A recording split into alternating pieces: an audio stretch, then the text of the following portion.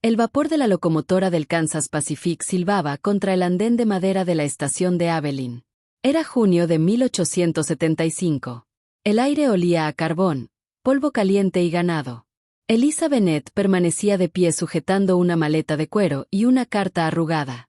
Llevaba un vestido de seda color carmesí intenso, demasiado elegante para las llanuras polvorientas e implacables de Kansas. Su cabello estaba recogido en delicados rizos, un peinado que apenas 2 semanas antes era la última moda en Filadelfia. Ahora parecía una pesada corona de vanidad. Destacaba entre todos. A sus 28 años, muchos en la alta sociedad del Este ya la consideraban demasiado mayor para casarse. Había enseñado música a las hijas de ricos banqueros. Pero el pánico económico de 1873 destruyó todo. El negocio de su padre quebró. Su dote desapareció. Y los hombres que antes admiraban su belleza desaparecieron junto con su fortuna. Por eso hizo algo impensable para una dama respetable de Filadelfia. Respondió a un anuncio matrimonial. Por carta se había casado con una idea. Ahora estaba a punto de conocer al hombre real.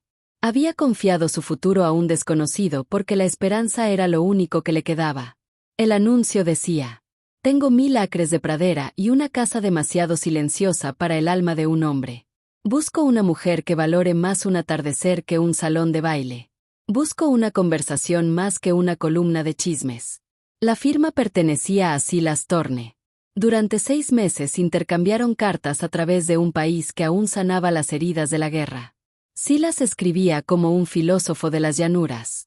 Describía el sonido del viento entre la hierba alta como una oración susurrada. Citaba a Emerson y a Thoreau con facilidad. Hablaba de trabajo duro, dignidad y respeto mutuo. Eliza se enamoró de aquellas palabras. Imaginó a un caballero refinado. Un hombre elegante, con canas en las sienes y manos suaves. Alguien que le ofrecería flores silvestres y hablaría en tonos románticos. Entonces el tren lanzó un último silbido. Los pasajeros se dispersaron. Y Eliza quedó sola en el andén. Un hombre salió de la sombra de la torre de agua. No llevaba traje. Vestía un chaleco negro de vaquero sobre una camisa gastada por el sol. Sus botas estaban cubiertas de barro rojo. Un revólver Colt descansaba en su cintura. Su piel estaba curtida por años bajo el sol de Kansas. Se acercó lentamente. Olía a caballos, humo de leña y resina de pino. Se detuvo frente a ella. Sus ojos eran grises como una tormenta. «Tú eres Eliza», dijo. Su voz no era suave ni poética. Era grave y áspera. El corazón de Eliza se hundió. Miró al hombre. Miró su vestido rojo. Miró aquellas manos endurecidas. «Sí, soy yo. Soy Silas». No le ofreció flores. No besó su mano. Simplemente tomó la maleta. «La carreta está por aquí». Y se dio la vuelta. Eliza lo siguió con el estómago revuelto. Había recorrido más de 2000 kilómetros para encontrarse con un hombre que parecía un forajido. Vendió las joyas de su madre para casarse con alguien que no se parecía en nada al hombre de sus sueños. En ese momento lamentó cada carta que había escrito. La esperanza que había alimentado. Y, sobre todo, lamentó no tener dinero para comprar un billete de regreso. El viaje hasta el rancho Thorne duró 4 largas horas. El paisaje parecía un océano interminable de hierba verde y dorada. No había árboles, ni sombra, ni vecinos. Solo cielo, solo viento, solo horizonte. Silas apenas habló. Conducía observando el camino. Eliza finalmente explotó. «¿Por qué me mentiste?» Silas detuvo las mulas. La observó fijamente. «No te mentí.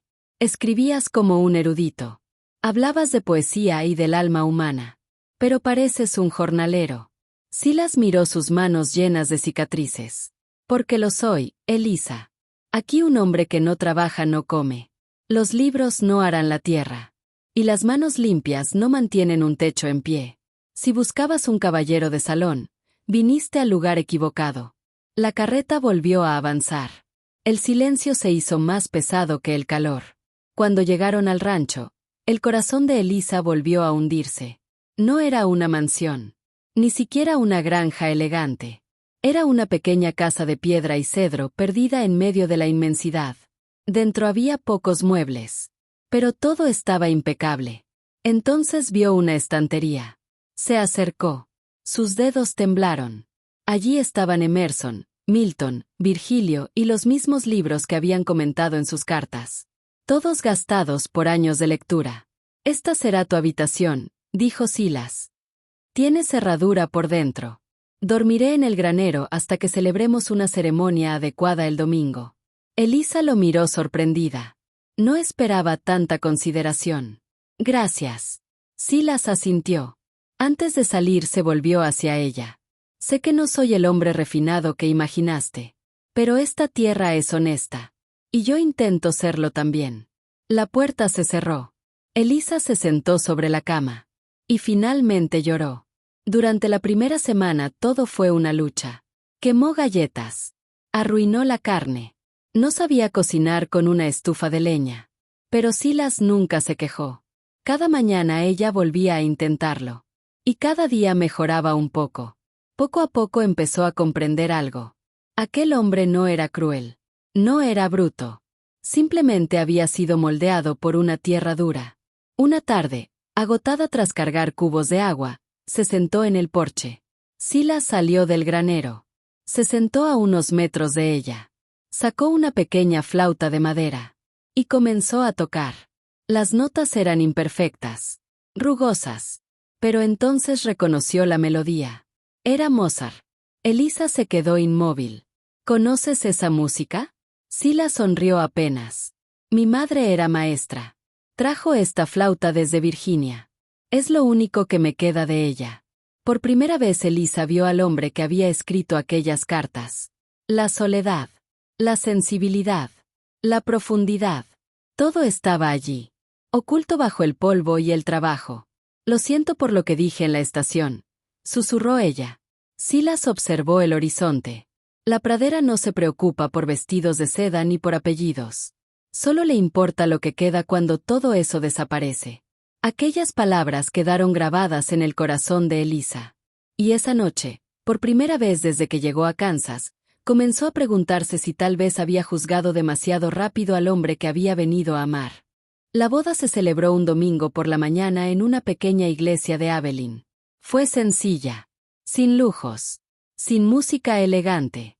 Sin invitados importantes. Elisa llevaba su vestido rojo cubierto por un modesto delantal blanco. Silas vestía una camisa limpia y un pantalón de trabajo.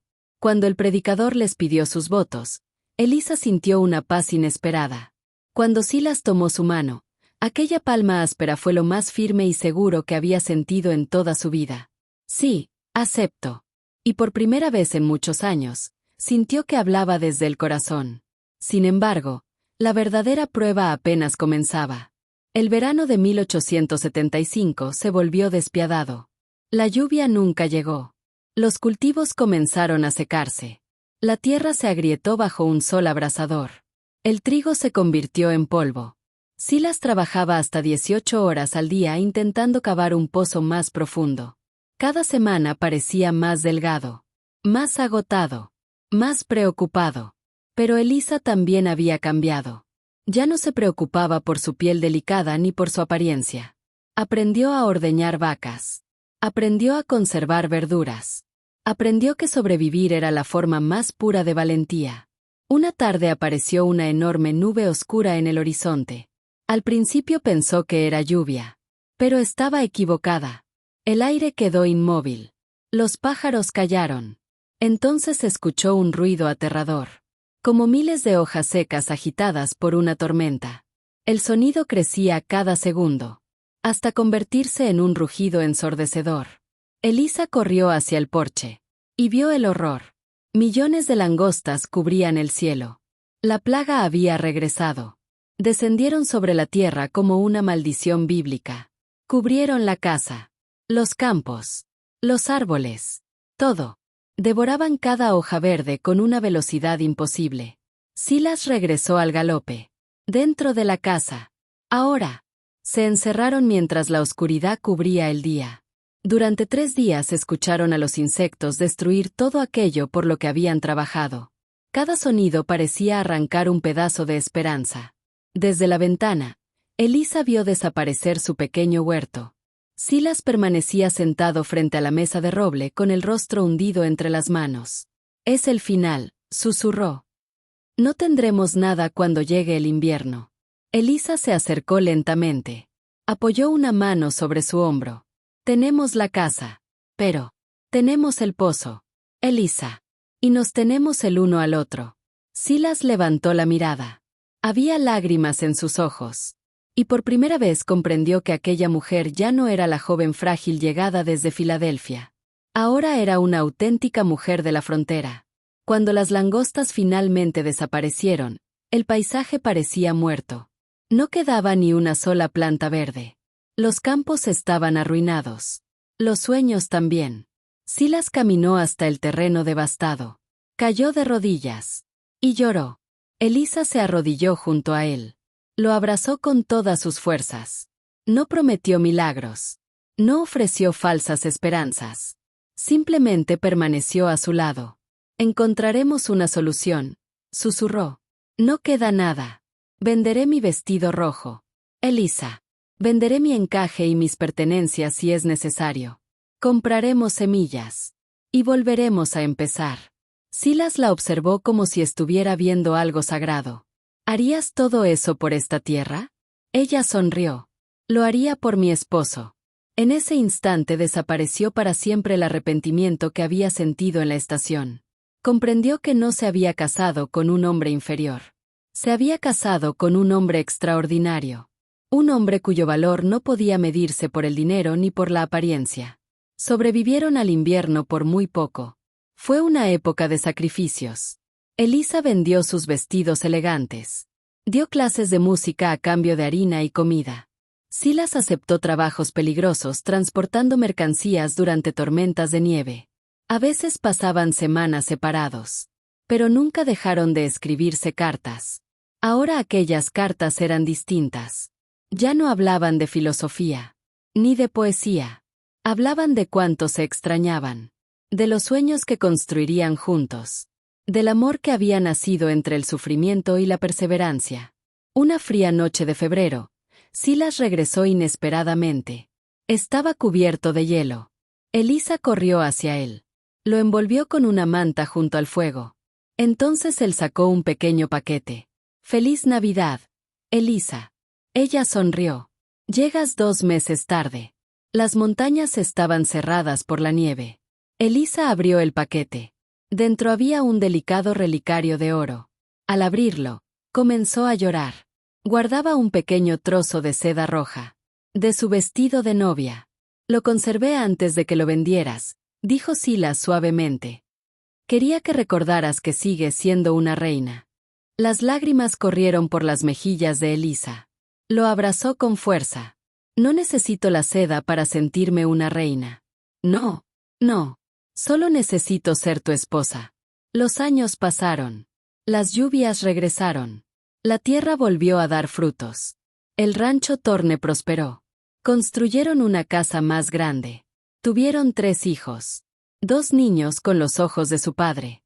Y una niña con el espíritu de su madre. Elisa les enseñó música y literatura. Silas les enseñó a respetar la tierra y a montar a caballo.